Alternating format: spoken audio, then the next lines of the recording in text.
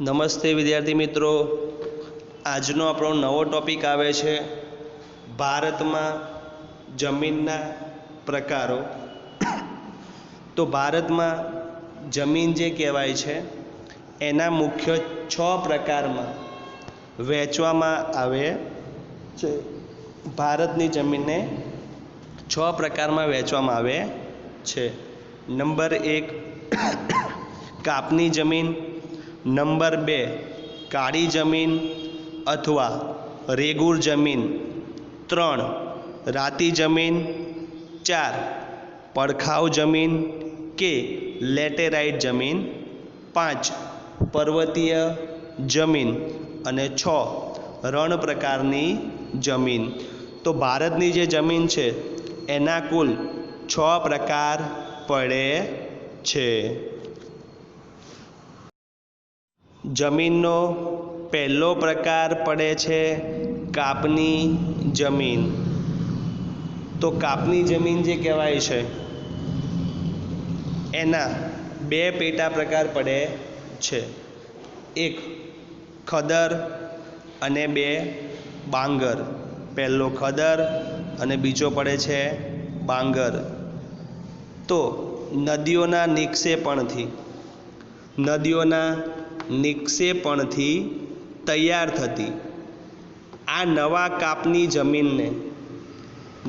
કાપની જે જમીન છે તેને ખદર તરીકે ઓળખવામાં આવે છે। પૂરના મેદાનોમાંથી આ જમીન જે કહેવાય છે એ પૂરના મેદાનોમાંથી બનેલી આ જમીન મુખ્યત્વે નદીઓના નજીકના ક્ષેત્રોમાં, નદીઓ જે હોય છે તેના નજીકના ક્ષેત્રોમાં જોવા મળે છે। તે પ્રમાણમાં રેતાળ હોય છે, તે પ્રમાણમાં કેવી હોય છે? રેતાળ હોય છે। જ્યારે નદી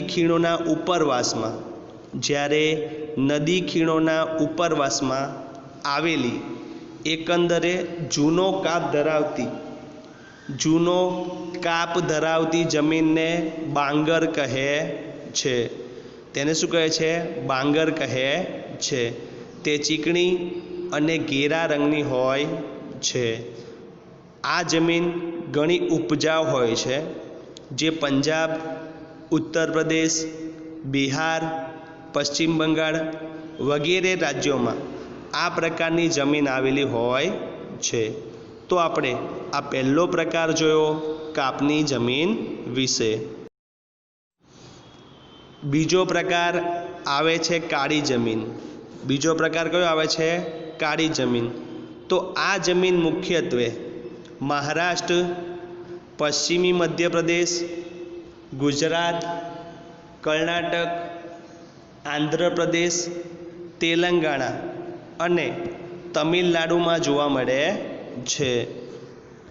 આ જમીન આપણને ગુજરાત, કર્ણાટક, આંધ્રપ્રદેશ, તેલંગાણા અને તમિલનાડુમાં જોવા મળે છે। આ જમીન એટલે કે કાળી જમીન દ્વીપકલ્પીય ઉચ્ચ પ્રદેશની ભેટ છે।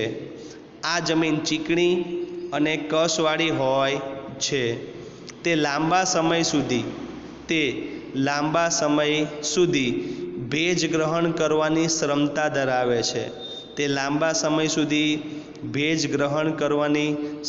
ધરાવે છે। આ જમીન રૂપાંતરિત ખડકો દ્વારા તૈયાર થયેલી છે અને કપાસના પાક માટે વધુ અનુકૂળ છે। તેથી જ તે જમીનને કપાસની કાળી જમીન તરીકે ઓળખવામાં આવે છે અને આ જમીનનું બીજું નામ રેગુર તરીકે પણ ઓળખવામાં આવે છે। તો આપણે આ બીજો પ્રકાર જોયો કાળી જમીન વિશે। ત્રીજો પ્રકાર આવે છે રાતી જમીન। તો આગ્નેય ખડક અને રૂપાંતરિત ખડકો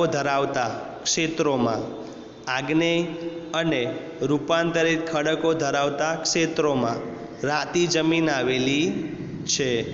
આ જમીન લોહ તત્વ અને अन्य सेंद्रिय तत्वोने लीधे आ जमीननो रंग रातो देखाय छे। आ जमीन प्रमाणमां छिद्राळु अने उपजाऊ होय छे। आ जमीन प्रमाणमां छिद्राळु अने उपजाऊ होय छे, जे गोवा, तमिलनाडु, कर्नाटक, आंध्र प्रदेश, ओडिशा अने झारखंडना केटलाक भागोमां राती जमीन जोवा मळे छे। तो आ तीजो प्रकार आपणे जोयो राती जमीन विषे आपणे जोयुं। चौथो प्रकार आवे छे પડખાઉ जमीन। कई जमीन कहेवाय छे? પડખાઉ जमीन। तो વધુ વરસાદને કારણે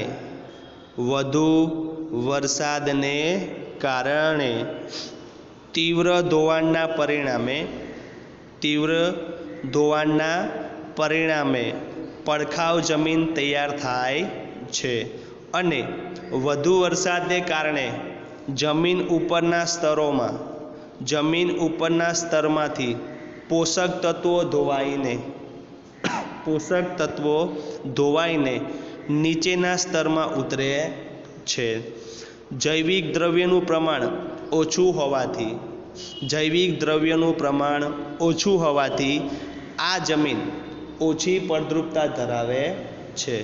આ જમીન શું કહેવાય છે? ઓછી ફળદ્રુપતા ધરાવે છે। અહીં લાલ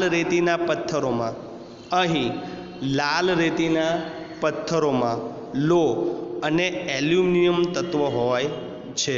એને લો અને એલ્યુમિનિયમ તત્વો હોય છે। આ પથ્થરોના અહીંની જમીન રાતા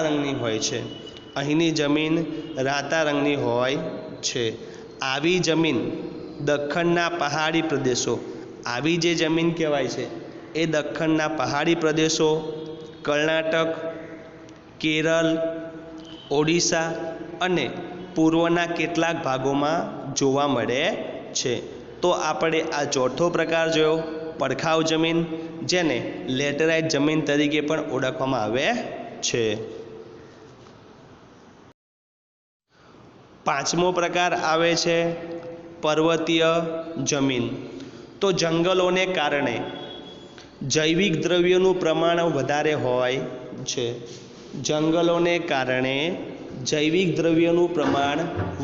હોય છે। જો કે અલગ અલગ સ્થળો પર તે ભિન્નતા ધરાવે છે। શિવાલિક પર્વત શ્રેણીઓ પર આ જમીન ઓછી કસવાળી અને અપરિપક્વ જણાય છે। આ જમીન રેતાળ, છિદ્રાળુ અને જૈવિક દ્રવ્યના અભાવવાળી જોવા મળે છે। આવી જમીન દેશના પર્વતીય વિસ્તારોમાં જોવા મળે છે, જેમ કે મેઘાલય, અરુણાચલ પ્રદેશ, પૂર્વની પર્વત શ્રેણીઓ, ઉત્તરાખંડ, હિમાચલ પ્રદેશ, લદ્દાખ, જમ્મુ કાશ્મીરમાં પર્વતીય જમીન જોવા મળે છે। તો આ પાંચમો પ્રકાર જોયો પર્વતીય જમીન વિશે। છઠ્ઠો પ્રકાર આવે છે રણ પ્રકારની જમીન। તો આ જમીન ભારતના શુષ્ક અને અર્ધ શુષ્ક વિસ્તારો, ગુજરાત, રાજસ્થાન, પંજાબ અને હરિયાણામાં મુખ્યત્વે આ જમીન જોવા મળે છે, જે ક્ષારકણોની અધિકતા અને જૈવિક પદાર્થોની ખામી જોવા મળે છે। જેમાં જ્યાં સિંચાઈની સગવડ હોય તો ત્યાં ખેતી શક્ય બની છે। આમ આબોહવા અને ભૂપૃષ્ઠના વૈવિધ્યને કારણે દેશની જે જમીનો છે એમાં પણ ઘણી વિવિધતા જોવા મળે છે। તો વિદ્યાર્થી મિત્રો, આ આપણે વાત કરી જમીનના પ્રકારો વિશે। વિદ્યાર્થી મિત્રો, જો તમને વિડીયો ગમે તો લાઈક, શેર અને સબસ્ક્રાઈબ કરવાનું ભૂલશો નહીં। આવતી વખતે એક નવા ચેપ્ટર સાથે મળીશું। ત્યાં સુધી જય હિન્દ, જય ભારત।